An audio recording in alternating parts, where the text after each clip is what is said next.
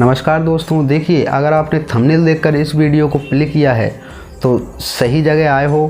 देखिए दोस्तों, अगर आपने इस वीडियो को पूरा देखा तो मैं आपको विश्वास दिलाता हूं कि आपको दान के विषय में पूर्णतः जानकारी प्राप्त हो जाएगी।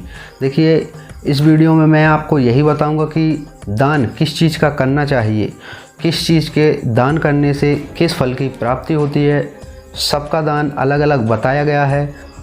अगर आपने इस वीडियो को बीच में ही छोड़ दिया तो आपका अधूरा ज्ञान रह जाएगा। देखिए दोस्तों, अधूरा ज्ञान मृत शरीर के समान होता है। आपको अगर ज्ञान हो तो पूर्णतः ज्ञान होना चाहिए, नहीं तो कुछ भी ज्ञान ना हो तो उस ज्ञानी से अच्छा है। मतलब मनुष्य बीच मझधार में फंसने के समान अधूरा ज्ञान बताया गया है। अगर ज्ञान हो आपके पास तो पूर्णतः ज्ञान होना चाहिए। तो इसलिए अगर आपको दान के बारे में पूर्णतः जानकारी चाहिए तो इस वीडियो को अंत तक अवश्य देखें। तो चलिए बिना टाइम वेस्ट किए वीडियो स्टार्ट करते हैं। तो नमस्कार दोस्तों, मैं विनोद स्वागत करता हूं आपका अपने YouTube चैनल वेद ज्ञान सागर में। देखिए दोस्तों, मेरी आप लोगों से एक विनती है कि मेरे चैनल को सब्सक्राइब अवश्य करें। बहुत से लोग वीडियो देखते तो हैं लेकिन चैनल को सब्सक्राइब नहीं करते, देखते हैं और चले जाते हैं। तो देखिए दोस्तों, जल्दी से जल्दी सब्सक्राइब कीजिए। तो कर लिए सब्सक्राइब, बेल आइकन को और प्रेस कर देना। जब भी मैं नेक्स्ट वीडियो अपलोड करूं तो सबसे पहले आपको नोटिफिकेशन प्राप्त हो। तो चलिए दोस्तों, आप लोगों ने चैनल को सब्सक्राइब कर लिया है तो बढ़ते हैं आगे वीडियो में। तो देखिए दोस्तों, अन्न का दान सबसे महत्वपूर्ण बताया गया है। अन्न, ये गेहूँ वगैरह होते हैं ना, गेहूँ चावल, ये अन्न का दान सबसे उत्तम दान बताया गया है। देखिए दोस्तों, हो सके तो ज़्यादा से ज़्यादा अन्न का दान किया करें। अन्न का दान सबसे उत्तम दान बताया गया है। देखिए दोस्तों, जिस व्यक्ति को विद्या की कामना हो, अगर विद्या की कामना वाले व्यक्तियों को बालकों को दान करना चाहिए। जो बालक रहते हैं, जो छोटे रहते हैं, जो 8 या 10 साल के बालक, उनको बालक बोलते हैं। तो इतनी कम उम्र वाले बच्चों को दान करने से विद्या की प्राप्ति बताई गई है। देखिए दोस्तों, जिन व्यक्तियों को पुत्र की प्राप्ति की इच्छा हो, जिन व्यक्तियों के पुत्र ना हो, उन व्यक्तियों को अगर पुत्र की कामना हो, पुत्र की प्राप्ति की कामना हो तो उन व्यक्तियों को श्री विष्णु भगवान का स्मरण मन में ध्यान करके युवकों को दान करना चाहिए। युवक यानी जो 20 से 30 साल की उम्र के बीच में युवक जवान रहते हैं, उन युवकों को दान करने से पुत्र की प्राप्ति बताई गई है। खासकर अन्न का दान करना चाहिए, और भी कुछ दान कर सकते हैं लेकिन अन्न का दान सबसे महत्वपूर्ण बताया गया है। देखिए दोस्तों, जिन व्यक्तियों को ज्ञान की अभिलाषा हो, जिनको ऐसा लगता है कि मुझे ज्ञान प्राप्त हो, तो उन व्यक्तियों को रुद्र भगवान का मन में स्मरण करके, उनका ध्यान करके वृद्धजनों को अन्न का दान करना चाहिए। वृद्ध यानी बुज़ुर्ग लोगों को, जैसे आपके दादाजी हुए, ऐसे बुज़ुर्ग लोगों को अन्न का दान करने से ज्ञान की प्राप्ति होती है।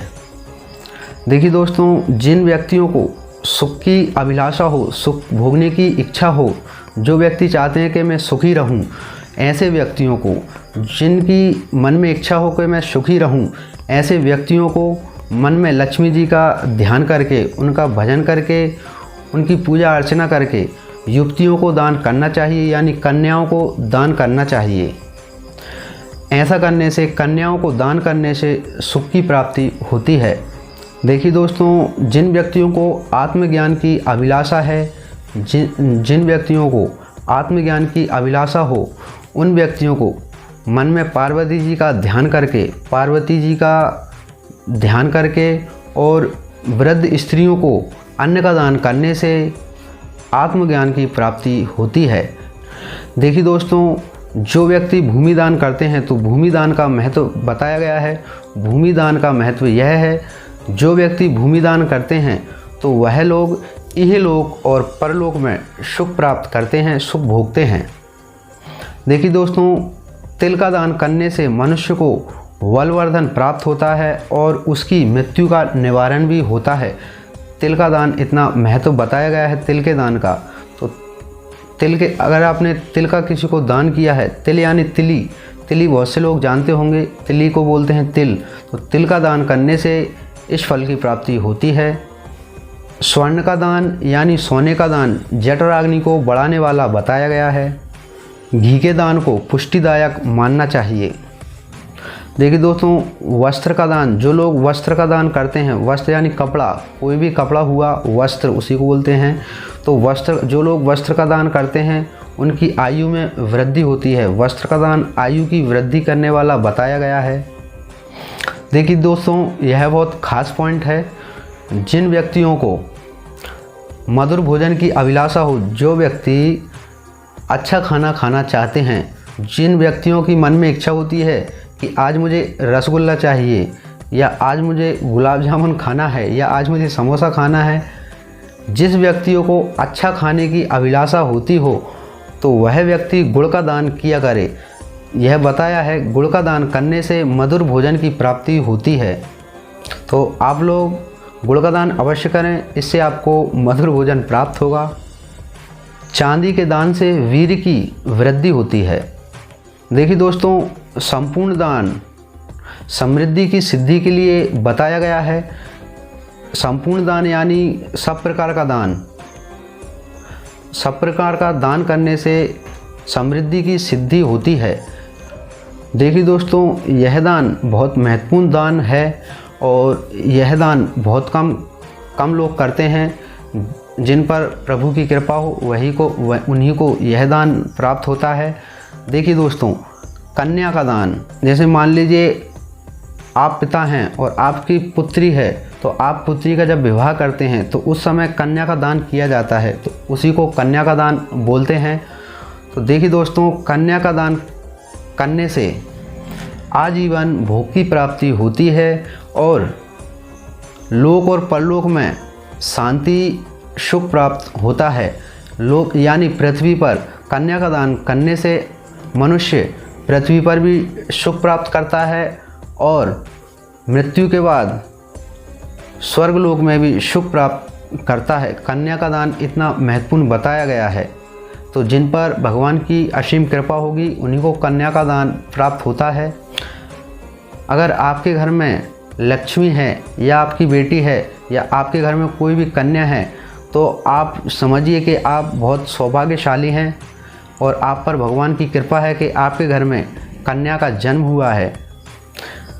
उस कन्या की वजह से आपको कन्या का दान का सौभाग्य प्राप्त होगा, अन्यथा किसी को तो यह दान प्राप्त होता ही नहीं है।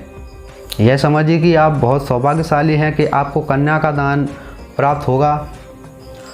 देखिए दोस्तों, सब प्रकार का दान यानी सब्जी, आटा, तेल, नमक, चावल, गुड़, या जितनी भी सामग्री हुई, मिर्ची, आटा, जितने भी गृहस्थी के सामान हुए, यह व्यक्तियों को समय समय पर दान करते रहना चाहिए। और दोस्तों, मनुष्य को तपस्या और दान समय समय पर करते रहना चाहिए। तपस्या और दान तो समय समय पर करते ही रहना चाहिए, मनुष्य के जीवन के लिए है, अनिवार्य हैं। देखिए दोस्तों, वैसे ही तो घोर कलयुग चल रहा है। आप लोग देख रहे हैं आज के समय में क्या क्या हो रहा है और आगे देखते रहिए क्या क्या होगा, क्योंकि समय का चक्र बहुत तेज़ी से चल रहा है और समय परिवर्तन बहुत तेज़ी से हो रहा है। आपके देखते देखते ही कितना समय बदल गया दोस्तों। आप अगर अपने बुज़ुर्ग लोग, आपके दादाजी वगैरह से पूछेंगे तो उस ज़माने में क्या होता था, और देख लीजिए, आप खुद ही देख लीजिए आज के ज़माने में क्या हो रहा है। और आगे जब आपके पुत्रों का विवाह हो जाएगा तो उस टाइम देखिए आप क्या से क्या होगा, समय कितना परिवर्तन है दोस्तों। तो अगर कलयुग में, देखिए दोस्तों, वैसे तो बताया है कि वेदों में ही बताया है कलयुग केवल नाम आधारा।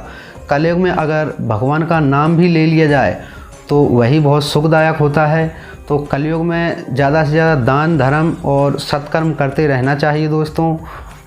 तो देखिए दोस्तों, यही था दान करने का महत्व। किस चीज़ का दान करने से किस फल की प्राप्ति होती है, मैंने आज आपको सब बता दिया। तो देखिए दोस्तों, अगर यह वीडियो आपको अच्छी लगी हो तो ज़्यादा से ज़्यादा शेयर करें दोस्तों, ताकि इस तरह की जानकारी और भी लोगों तक पहुंच सके। और जिस व्यक्ति ने अभी तक मेरे चैनल को सब्सक्राइब नहीं किया तो उनसे प्रार्थना है मेरी कि सब्सक्राइब अवश्य करके जाएं। तो दोस्तों मिलते हैं अगली वीडियो में, तब तक के लिए नमस्कार।